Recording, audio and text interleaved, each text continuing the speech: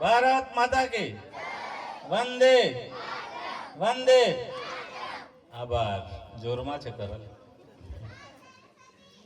શાળા પ્રવેશોત્સવ અને કન્યા કેળવણી મહોત્સવ 2026 અંતર્ગત શ્રી સ્વામી વિવેકાનંદ હાઈસ્કૂલ કરાલી ખાતે ઉપસ્થિત ભારતીય જનતા પાર્ટી જેતપુર પાવી તાલુકાના મહામંત્રી આદરણીય ચંદ્રસિંહભાઈ, આ ગામના પ્રથમ નાગરિક સરપંચ શ્રી મનોજભાઈ, પૂર્વ સરપંચ શાંતિલાલભાઈ, જલારામભાઈ, અમારા મજી ગામના સરપંચ લક્ષ્મણભાઈ,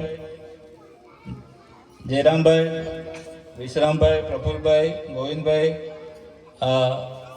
આજના પ્રવેશોત્સવના મારા લાયઝનિંગ અધિકારી નરેન્દ્રભાઈ, આ શાળાના આચાર્ય વિપુલભાઈ, તમામ શિક્ષક મિત્રો, પ્રાથમિક શાળાના આચાર્યશ્રી, શિક્ષક મિત્રો અને જેને પ્રવેશ અપાવ્યો એવા તમામ બાળકો અને આ પ્રાથમિક શાળા અને હાઈસ્કૂલના બાળકો મિત્રો, 2026 તારીખ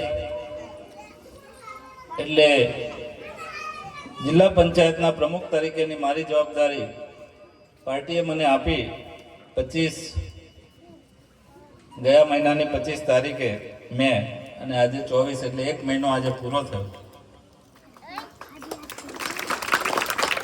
જિલ્લા પંચાયતના પ્રમુખ તરીકેની જવાબદારી મળ્યા બાદ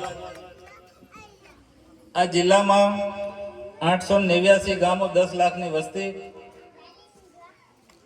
આ જિલ્લામાં પ્રાથમિક શિક્ષણ ક્ષેત્રે શું કરવા જેવું છે, માધ્યમિક શિક્ષણ ક્ષેત્રે કઈ સુવિધાઓની ઘટ છે, આરોગ્યમાં જિલ્લાની પરિસ્થિતિ કઈ છે, સિંચાઈની પરિસ્થિતિ કઈ છે, એ તમામ શાખા અધિકારીઓ સાથે મીટિંગ કર્યા પછી માહિતી મેળવી અને એ દિશામાં જિલ્લા પંચાયતના પ્રમુખ તરીકે અમે આગળ વધી રહ્યા છે.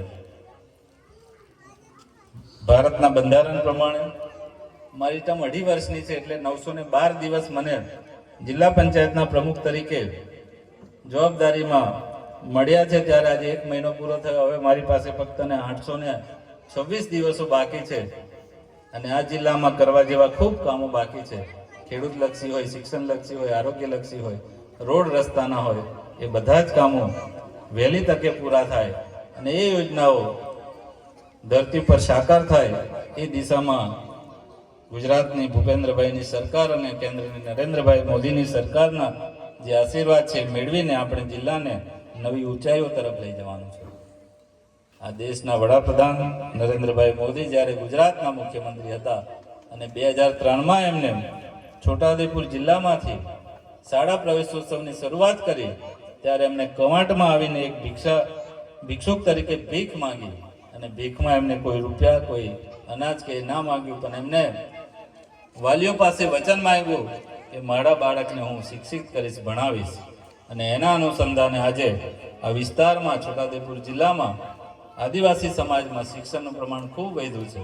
જે નામાંકન આપણું ખૂબ ઓછું હતું એ આજે 100% ઉપર પહોંચાડ્યા છે. એટલે જેટલા પણ બાળકો જન્મે એ તમામ બાળકો પ્રાથમિક શાળામાં, બાલવાટિકામાં દાખલ થઈ રહ્યા છે. ડ્રોપ આઉટ રેશિયો ખૂબ ઊંચો હતો, એને પણ આજે આપણે કંટ્રોલમાં કરી શક્યા છે.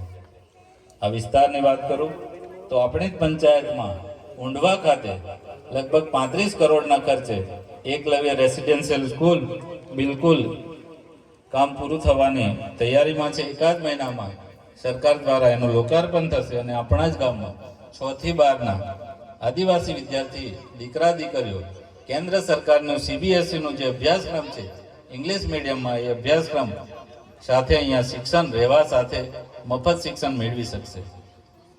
આ વિસ્તારમાં ઉચ્ચ શિક્ષણને સુવિધાઓ ઊભી થાય તે માટે મોટી અમરોલ, હરવાટ, ગોરધા, છોડવાણી આ તમામ જગ્યાએ માધ્યમિક શાળાઓ પણ સરકાર દ્વારા મંજૂર કરવામાં આવી છે.